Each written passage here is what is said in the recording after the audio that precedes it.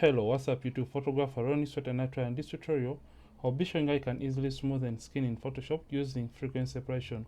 And if at all this is the issue that you have always wanted to handle when it comes to editing photos in Photoshop, this is the right video for you. So simply like this video and don't forget to subscribe this channel if at all you're watching and you're not subscribed to this channel. So we are going to be using frequency separation, and remember, frequency separation divides the image into the colors and textures. So when we perfect the colors and textures and we combine them, they are going to make a nicely retouched or edited image.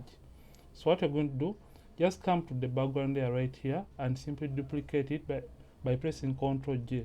So the first thing you have to do is removing the pimples or blemishes in your image. So just come and get the patch tool for this kind of complicated images, or you can get the spot healing brush tool if at all that is what you tend to use when it comes to removing the pimples or blemishes in the photos that you edit.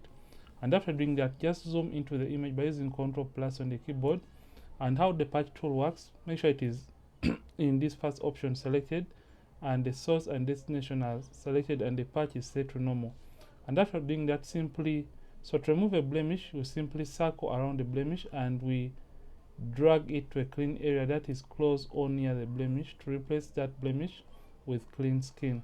So for example, this area, so circle this blemish and drag it to an area that is nearby to replace the blemish with that clean skin that is nearby. So just take your time as you're trying to clean up or remove these pimples or blemishes. Remember, blemish removal is going to contribute over 70% to your overall retouching process, as you're about to witness in this very video. So remove all these pimples and blemishes.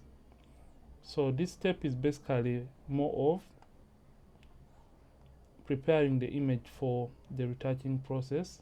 So take your time as you're trying to clean up and remove these blemishes from the image. So remove all the pimples or the blemishes in the image and take your time, because this is going to create or make a difference in the overall editing process when it comes to frequency separation. So this is the before after, and as you know, I've already removed the blemishes from this very image, and this is the before and after, because I don't want the tutorial to be a long one.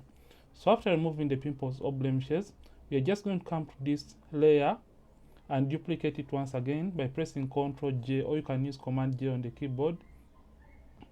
And after doing that, simply come to this layer, the middle layer, and simply rename it to low frequency, and we're going to name the up layer to high frequency. So just double click to rename. So we're going to name that to high frequency.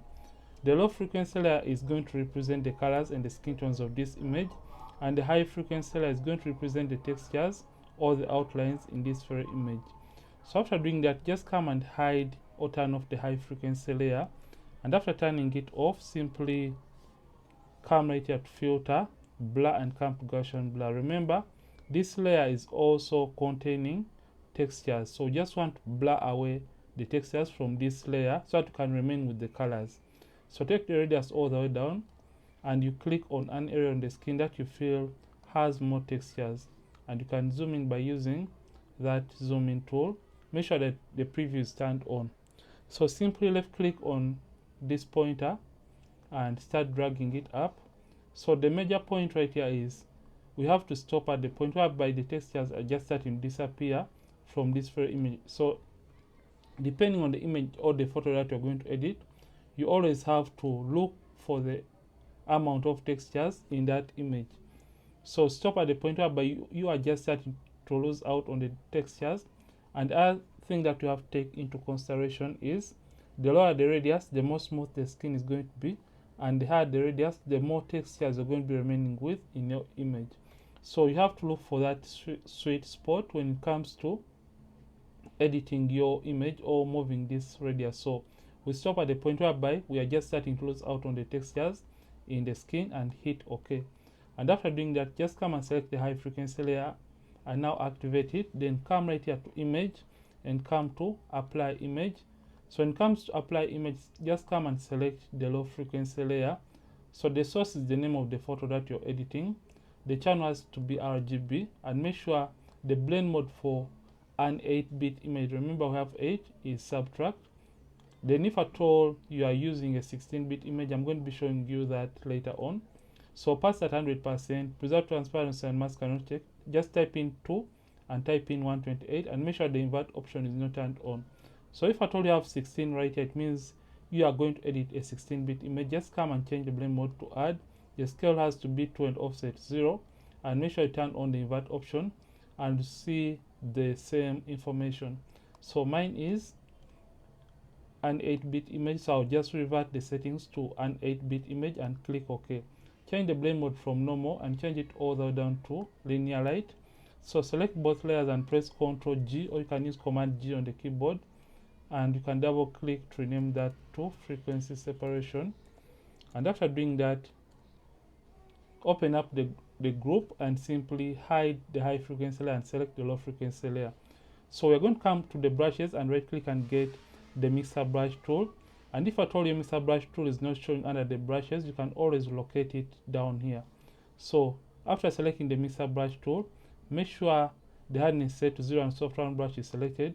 Make sure clean brush is selected because we just want the brush to be clean and we don't want the brush to carry any other random color.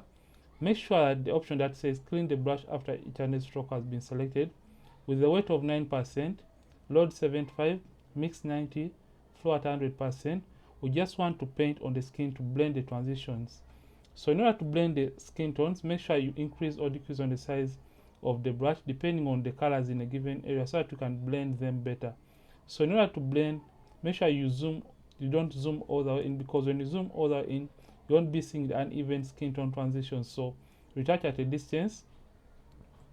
And how to blend, simply left click and hold down and you blend in the direction of a given color or the way a given area on the skin is moving. So you have to follow that direction. So blend just like that. But you can notice that the skin is now looking somehow plastic, but don't mind about that. The reason for it looking plastic is because we turned off the texture layer. So we are basically trying to deal with the colors alone in this very image. So reduce on the size if at all you're working on a smaller area and blend just like that. Increase on the size and blend the colors. So you left click and blend a given color, and when moving to a new color, you release the left click button and hold down once again to paint that color. So at where the colors are transitioning from one color to another, use a small brush and blend that boundary or that bordering line for the skin tones, so that you can create a nice and smooth transition between those skin tones in that given area. So blend every area that has skin tones or skin, and you can see right now the image looks better than it was initially before. So just come and turn on the texture layer, and as soon as we turn on the texture layer, remember now the textures are visible in the image. So before after, we have been able to edit this image using frequency separation. And if at all you want to fine-tune the image better, you can simply come and select the lasso tool right there and make sure it is in new selection mode with a feather of around 20 pixels. Make sure anti-alias is selected, and simply with the low frequency layer selected and the high frequency layer still turned on, simply make a selection on the skin to fine-tune the areas you may have missed out when you are using the mixer brush tool. So just come to filter, blur, and come to Gaussian blur. It is going to bring back the initial blur radius. So just multiply that radius by 3. So 3 by 3 is 9. So I'll just type in 9 and hit OK. So to deselect, simply click away from the selection, and if at all the effect is too much, always right click on the selection and reduce on the opacity of the Gaussian blur in that given area. So that is what we have right now. So and hit OK. So let's see the overall before and after. So this is a before after. So this is how you can easily understand frequency separation skin retouching and how to retain natural and realistic skin details when you edit your photos in Photoshop. And if at all you have enjoyed this, simply like this video and don't forget to subscribe this channel if at all you are watching and you're not subscribed to this channel.